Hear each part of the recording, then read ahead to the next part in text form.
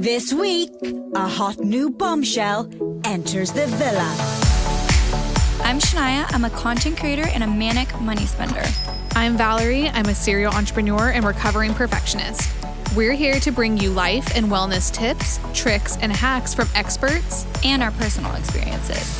This is the Hot Girls Cry podcast.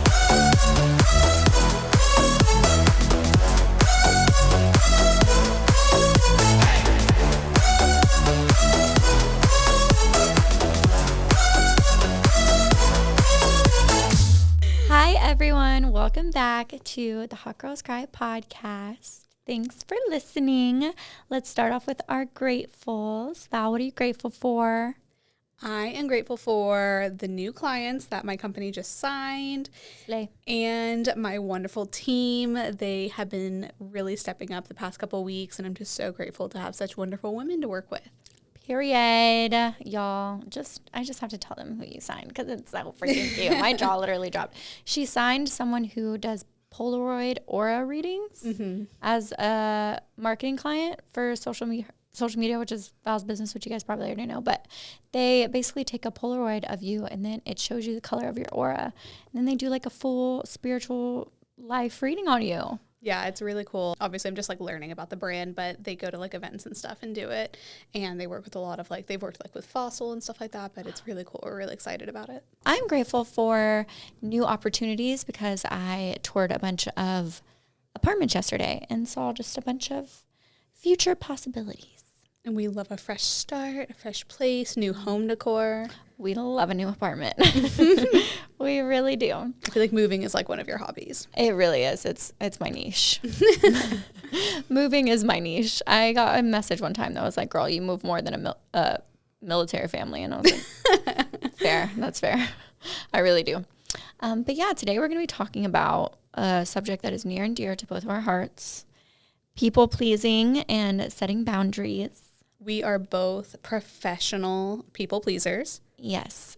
Not my finest attribute, but definitely one of the realest. It's been a really big struggle for me in my whole life. And I feel like I didn't even realize that I was a people pleaser or that was even a thing until I was like 22.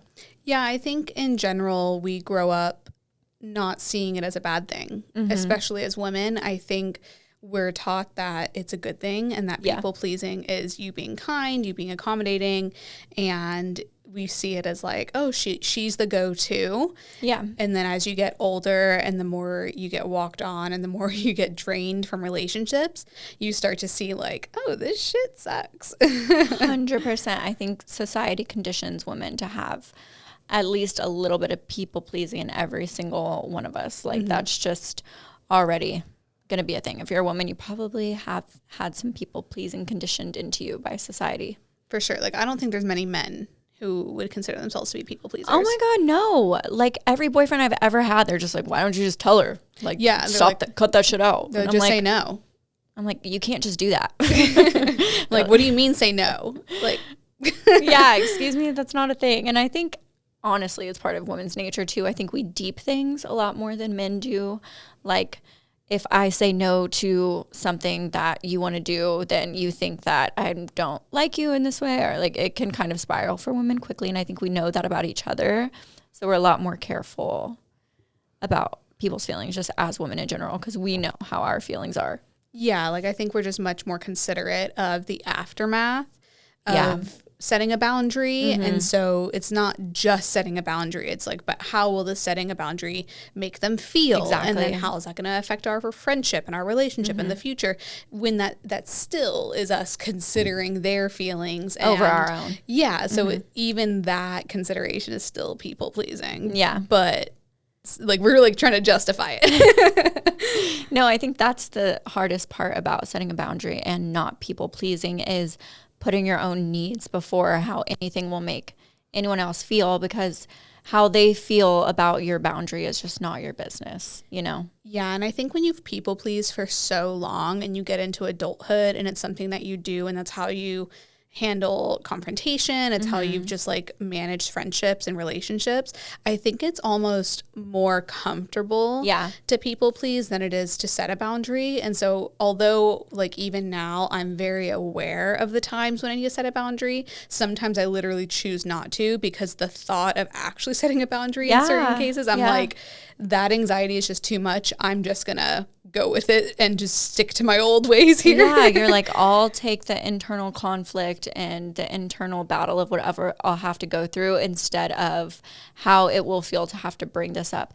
That is something that I think I saw those two battles clearly, and I always chose the one that would hurt me and just not like involve anyone else. Yeah. Even though it's way worse to do that because it's long-term damage instead of just like a short-term, maybe like a day thing of having to bring this thing up. But yeah, I think that's definitely the internal battle. You always just choose to deal with it all internally, and then it just actually never gets dealt with. Yeah, and I don't know if this applies to you because I wouldn't consider you to have like control freak tendencies, but I very much fall in that category. But I've talked with my therapist that I choose sometimes to internalize it because I can at least control how I handle the situation and how I respond to it versus how they might potentially respond. So that's sometimes me just controlling the narrative, which is super unhealthy.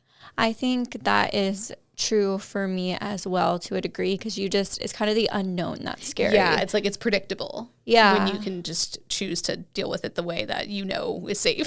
Yeah, you're like, okay, I know that this is going to suck for me, but at least I'm the only one dealing with it, and I know how it's going to suck for me, and I know, what I'll have to go through and all of that. Then bringing in another party where you have no control over their actions or what they're going to say or how they're going to feel. Yeah, but I think we've both grown over the years, and I think even having each other and being able to see situations objectively for each other, we've been able to like hype each other up to set boundaries. Yeah. So I feel like we've both done better in a lot of cases at setting a boundary. Yeah. For me, I was a chronic people pleaser. I would never bring anything up. I never wanted to make anyone uncomfortable. And I just never wanted to feel like I was correcting someone or anything like that. And I mentioned this before on, I forget which podcast it was, but I grew up in a school where it was very like kind of, you didn't say anything because you could get jumped, you could get beat up. And I feel like that's where I learned like first that I needed to just be agreeable in order to like get along with anyone. So I feel like I just carried that into adulthood, and I just never learned how to set boundaries. And I really feel like it's something that you have to learn. It's something you have to practice, and it really does get easier the more you do it and the more you can implement it, because you feel safer and safer the more you do it. And you're like, okay, this isn't a big deal. And anybody, it is a big deal too. That's just a major red flag, which is something huge that I've learned too. Anytime I feel uncomfortable setting a boundary, or if I just have that feeling where I'm like, I know this person will not respond well to this, I'm like, okay, they need to be out of my life, because why are you reacting negatively to my boundary?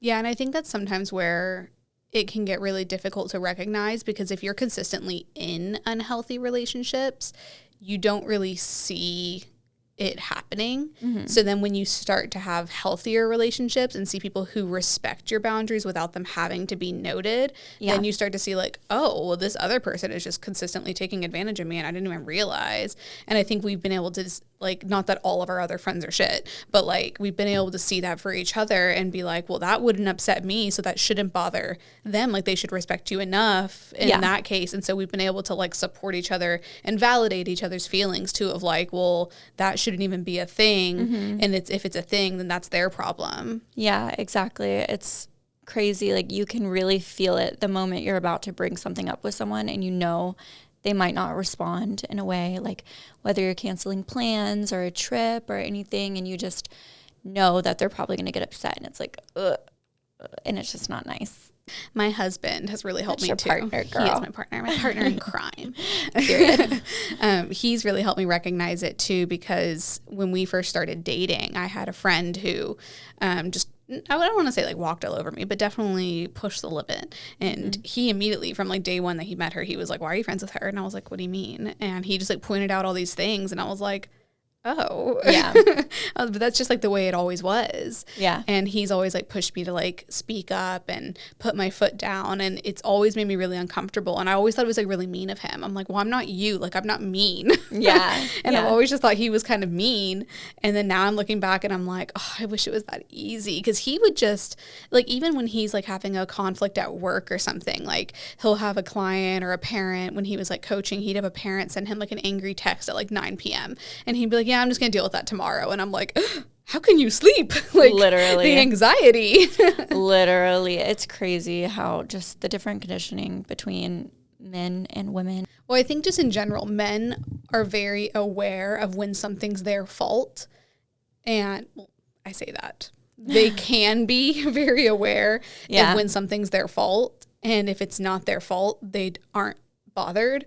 Well, for us, we're very concerned if someone's uncomfortable, regardless of whose fault it is. And we immediately jump to like, how can I fix this? Yeah. And I think that's why we're just very concerned with like reading the room and making sure everyone's comfy. And I think that's being women, being empaths. And so I think like the thought of someone potentially being even bothered by us, it's like, can't deal. No, and it's definitely, like we said earlier, just which is the lesser of the two evils. Which one do we want to deal with over like a period of time? I feel like something that's helped me a lot is, like I mentioned, just feeling the energy of how someone's going to respond to my boundaries. And that's a huge indicator of whether I even want them in my life for me. So I feel like that's helped me a lot in being able to set boundaries, is just only allowing people I know are going to respect me and respect my boundaries into my life altogether. Because just like, for example, I had this friend a long time ago who we were supposed to move in together. And then just some things started happening. And I was like, you know what? I don't think I'm ready for that step with like us two. And she blew up, and it was like this whole thing. Like, we were in love and we were like going to move in together. And I was just like, whoa. Like, this should not even be a thing. It should just be like, okay, I totally get it. Like, you know, that's your journey. And then recently, my boyfriend and I were supposed to move in together. And I told him, like, I don't know. I'm feeling like this. And he was just like, oh, yeah, for sure. You got to do what's best for you. And it's just like, okay, like, those are two completely night and day scenarios of someone respecting your boundaries versus someone kind of not. Yeah, and I think, like, someone can be let down, but they can still respect you. Of course. Yeah. And I think, like, one thing I've seen in, like, watching your growth is, like, you're able to address it so much sooner, too. Because I feel like we're both, as people pleasers, and avoiding the conflict and being anxious about the conflict, we've, like, both, you know, let it fester sometimes. And I feel like I see you now, and, like, you'll tell me, like, something's happening, and then you'll, like, tell me, like, oh, and then I said this. And I'm like, wow, like, you just nipped it in the butt. Yeah, it's really interesting because in relationships, like my boyfriends in the past, like my relationships, my intimate relationships, I'm very quick. If something bothers me, I'm telling you right then and there. I'm not afraid to tell a boy anything. In work, I went up to managers and laid it on them, told them how I feel, all of that. But in female friendships, there's something about it where I'm just like, whatever you want in this world, babes. Like, you got it. It's your world. I'm just living in it. Like, whatever you want, I'll do anything. Like, I'm not going to bring anything up that bothers me. And I feel like it's just so different for some reason. And I feel like we both attract people who are takers. Yeah, because people, that's what they're looking for. That's what takers are looking for, is people who will basically not care if they don't respect their boundaries. Yeah, and it's weird because, like, I don't think, like, we've talked about this, like, I don't think it's like a malicious agenda. Like, I don't think that people are like literally seeking out. Yeah, they're not aware of who they are. Yeah, like, because I'm like, in that case, they're like evil geniuses. But it's almost like they meet us and then we keep giving. Yeah, and they're like, this is great. Yeah, and they just keep taking, and we're just like la-di-da, like that. We love to give and we love to nurture. Yeah. But then we never get anything back, and then we take so long to recognize that, and then they're just living their best life with us taking care of them. Yeah, seriously. And then it gets too far down the road, and then we're too uncomfortable to say anything, and then we recognize that it was our fault for not even saying anything in the first place, and then we have that cycle of guilt, and then we're just too far in, and then we're like, well, we can't even blame them because here we are just carrying on doing it. Yeah, 100%. I think people there's people who are naturally more inclined to give and like have looser boundaries and be empaths and stuff like that, and people who are a little bit more opportunistic. And I feel like just those energies do sometimes just align so perfectly. And I think that situation can work out for people if it's not too far on each end of the spectrum, you know. But yeah, it is wild how we've both had so many friendships that are just like, it ends up blowing up kind of, because it's not blowing up, but just really not working out because of those two things, like us being overly giving. But then sometimes the stars align and look at us, two empath people who are terrible at setting boundaries, best friends. Yeah, well, honestly, because I remember I had a friend who asked me, like, because she knew I was such a people pleaser and so giving and this and that. And she asked me, like, because she said that she found it hard to like give me love because I'm such a giver, but she knows that like we have such a healthy like loving friendship, and she's like, well, how does Shania give you love? And I was like, I feel like we both are such lovers and such givers that we like do our best to just give to each other so hard that like even though I feel like I'm constantly trying to give to you, but you're constantly trying to give to me, so we are just constantly giving to each other. So although we're both taking, we are both putting so much intention to giving. Yeah. So it does work out really well. But I do think it's funny because like you said, like we've had a lot of friendships where we do just happen to meet these takers, and I feel like we both spot them so objectively for each other, where like we'll be like, oh, I met this new friend, blah, blah, blah. And then we're both like, okay, well, let me scope it out. Oh my God. Yeah. We're like, I don't want to rain on your parade, but I feel like this person is probably not having your best interests in mind right now.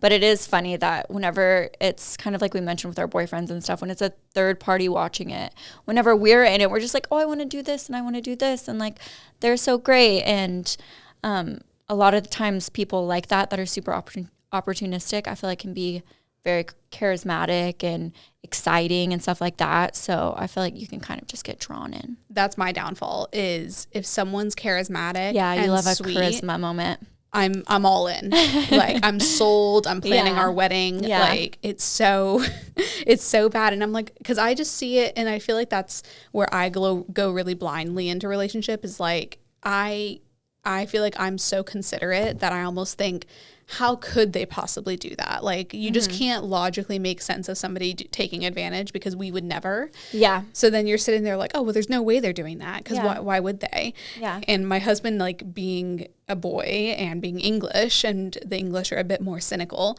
he's like, because people don't care. Like, people don't think about others. Like, people think about themselves. People are selfish. And he's always like trying to bring me back to reality. And he's like, they're not thinking about you. And I'm like, but how could they? Yeah. And it's true. They probably, like we mentioned, they're probably not evil geniuses plotting our downfall, plotting how to take everything from us. But I really just believe that some people are just wired to put themselves first, probably from like I don't know, what is a word? Evolution standpoint. That's probably survival mode. What you know they grew up having to do, or like the trauma that's been passed down to them from their ancestors or some shit. Like, that's probably not something that they're intentionally doing. It's probably just hardwired into them from their own stuff. So it is your own protection, or your own responsibility. That's the word. Your own responsibility to kind of set boundaries yourself, because you just never know what kind of stuff someone else has going on. Yeah, and that's basically one of the things that I've like learned as I've grown and like to set boundaries, is like kind of how to scope out a situation, I guess. Yeah. Because like I said, like charisma and a sweet voice and energy, like those all get me. And so I've tried to be more objective and looking at, okay, why is this person friends with me? Like, are they gaining something from me? Do they need me? Like, what is the deal here? Or like, are they just genuinely interested in me? And so I try to really objectively look at like the introduction and the friendship and like what is coming from the friendship. And so now I'm able to see like, okay, well, I've been able to do this, this, and this for her. And it doesn't have to be like, what do I get? Because that's not what friendship is. But I do think it needs to be a balance of like, am I just doing a ton of shit for this person? No, but I think as shallow as it sounds and as weird as it sounds to look at it this way, I really think that every relationship in your life is a give and take in some way. So in some form or fashion, you have to be getting something from someone else, whether that's, you know, basically mini therapy sessions or ranting sessions, or you're getting affection, you're getting experiences. They like to do fun things. Like, you have to be receiving and giving simultaneously with anybody, I think, in your life for it to be balanced. Yeah. So I think it's fair to be like, okay, what am I getting out of this friendship, relationship? And sometimes it's going to not be 50-50, might be like 30-70 or whatever. But as long as it evens out at the end of the day. Yeah, and I think you'll feel that. And I think like that's the feeling I've ignored in a lot of friendships. It's like, I'll know I'm just giving. And then if I were in a position where I needed a friend, but I didn't feel comfortable going to them, it's like, well, that's very telling. It's like, if you're their go-to, why are you not going to them, you know? Yeah. And, I saw like a quote on Instagram the other day that said like, if you're everyone's go-to, but these aren't people you would ever go to, like there's a problem. Yeah, 100%. I've met so many people that they never ask about me, like how I'm doing, what's going on in my life. And it's always just like a dump on me. And I feel like that's very easy for some people to do to me just because I'm so like interested, and I try to be so like empathetic and like, you know, what's going on, like, and I also, part of me doesn't really love to talk about myself and open up, so but then it always shows me like if someone cares, if they like want to ask more and dig deeper. Yeah, and I think I have noticed a lot with business, and that's where I really struggle to make boundaries and that's where I really found that I was a people pleaser to my core, because in business I started to get walked all over. And like, it's one thing in friendships, but in business it really started to affect my finances. It affected my business, affected my team, and it really had a more apparent effect. Yeah, of course. Your workload, I'm sure your workload was way more because you weren't setting boundaries. And as a people pleaser, it's one thing for me to take on the heat myself, but when I start to see it affecting my team and my clients, like that sucked even more. And so that's where it really made me like want to fix it. But I would notice people in the network and like on Instagram, and like, just because that's what networking is these days, there'd be people who would like kind of reach out to me and be like, oh, how are you doing? And then they turn around and be like, oh, well, I was actually really needing a photo shoot.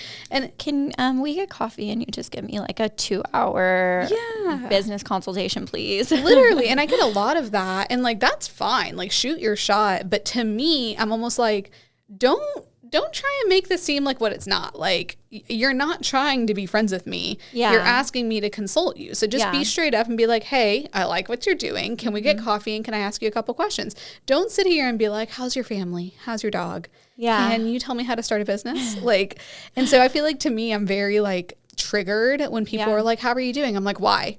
What do you want? No, because there is a reason. There's always a reason that you're coming to me, especially when it's like on the internet out of nowhere. Yeah. And I've had the same thing, mostly from men being like in the bartending industry and all of that. They're always trying to find an angle with work so that you need them, or you think you need them, or that you have to reach out to them for something, or they have a reason to get your number. It's not just like, oh, I think you're hot, I'm trying to shoot my shot. Yeah, like no one's genuinely ever like rarely people are just like, how are you? Yeah. Like, other than my therapist. Like, yeah, exactly. Unless you know someone's true intentions and you know them on a level and they're coming to you like, how is this? How is this? How is this? It's kind of like, okay, what's the angle? Just tell me what you want. Yeah. And I feel like that's what annoys me, is like, just be straight up. Like, I don't want to have all this, like, don't waste my time trying to convince me that you're my friend just to ask me for a favor. Like, just ask me for the favor. Yeah. I feel like it'll come across so much better, and it's just more, I'll respect you more. I'll be like, okay, you know, it's a yes or no, and we can wipe our hands, move along. Yeah. But that being said, like, that's something that, because that's what I want out of interactions, that's something that I've tried to give out, and that's helped me set boundaries as well. And so in business and in relationships, I feel like just setting the precedent early and just acknowledging like, okay, this is what you can kind of expect. Like, I guess managing expectations out the gate has really helped me then come back and reference them. And so like, it started kind of in business where like I'll set the boundaries really firmly, like in a contract, for example. And then if a client starts to cross those boundaries, it made it so much easier for me to like reinforce them. See Section A. Yeah, literally. I would just turn around, and it almost made it feel like I wasn't setting the boundary. It was the contract setting the boundary. Yeah. So then I could be like, well, per our contract. And that made it so much easier. And so I started to kind of apply that to real life. So if I like had a commitment or something, I could could say like, okay, well, I plan to come, but if something comes up or whatever, so now I can much easier set that. And I feel like you can kind of apply that to anything, where if you kind of set the expectation early, you can reference it later. And like, I just feel like you're kind of setting yourself up with a little bit of cushion. Exactly. And like you said, it's like practice. So like now I can very firmly tell a client like, sorry, no. And like, no is now a complete sentence in business. I still struggle in my real life, but I feel like that's really helped for me. Yeah. And I read a quote once. I love a good quote. Sorry, I know they're so cheesy, but it was like, whenever you set a boundary, you are actually doing the other person a favor, because you're now making that a normal thing in y'all's relationship, where they're going to feel more comfortable coming to you and setting a boundary, because they know this is a place where that happens and stuff like that. So it just makes it more normalized. Yeah, I say that all the time, that it like kind of levels the playing field. I think you might be the one who told me that. Me? Are you quoting me? Valerie's like an author. I don't know if y'all knew. I heard this quote from Valerie Rocio. I'm putting it in my Instagram bio. No, but literally, I feel like it does. I feel like in business, again, like that's kind of where I got it, because I work with so many women, and I feel like women were uncomfortable setting the boundaries. So then I would have like girls on my team not feeling comfortable telling me as their boss that I was like overstepping, and then they would, overdo it themselves, and then we'd end up in a bind, and it was just a ripple effect of everyone just overcompensating and all these different things and situations. And so I felt like as soon as I started setting boundaries, my team felt more comfortable setting boundaries, or my clients felt more comfortable. So then it was just everyone was being a lot more direct and clear. Yeah. And there was just more clarity and clear communication across the board. Yeah. And so with friendships, I feel like when, like, I think the first time like you ever kind of put your foot down like with us, and you were just like, hey, like this made me feel a type of way, I was like, okay, so if anything ever bothered me, I feel safe saying something because you did. Yeah, exactly. It just opens up the space for that to be a thing that happens. Here, 100%. I think it's so important. I think honestly, that's the biggest tip I have for if anyone who's a people pleaser and like struggling with setting boundaries, is as much anxiety as it's going to give you, especially if it's one of your first times doing it, and it's going to give you anxiety if you're a people pleaser to set a boundary. Like, take that day to like feel the anxiousness, communicate that boundary however you want. For me, I love a good text message, because I can like really think about what I'm going to say and make sure it doesn't sound bad. And we don't have to have like an ongoing conversation about it. I can just like type it out and be like, this is how I'm feeling, and just allow yourself to feel that way. And don't take those anxious feelings as this is something I shouldn't do, but just know that over time, once you practice that, it's going to get easier and easier, and you're going to be able to set boundaries without feeling that way eventually. And I think to add to that, like, I think it's okay to acknowledge that it's uncomfortable to set your own boundary. Like, I think if you're having to tell someone like, hey, this made me feel uncomfortable, let them know like, hey, I am not comfortable bringing this up, and it makes me really anxious to have to address this, but I know it's important. And like, I think that's going to help them recognize like, this is really uncomfortable for you. Like, give me a break. And anybody who cares about you is going to care. And if they don't, then that's really in itself telling. Yeah, definitely. That's one of, I think I mentioned earlier, like those two are my biggest tips, is just how you feel the person is going to receive that, what your gut is telling you, and how they do respond to that is just majorly like, and that's why you should always set boundaries, because at the end of the day, it's going to be a major win if you do set a boundary and the person responds negatively. You can be like, okay, cool. Now you showed me who you are. I don't want people like that in my life that don't want me to feel comfortable in any space that I'm in, or want me to do things that I really don't want to do, or want to continue treating me a way I don't like. Yeah, I saw there is that one quote that says something like, as soon as you start setting boundaries, you'll find the people who benefited from your lack of boundaries. So true. So true. Drops mic. Drops freaking mic. So basically, set your boundaries, people. We're here for you. We support you. We believe in you. You got this. You might have the shakes through it. You might have the jitters through it, but do it anyways. We're all recovering people pleasers together. Period, girl.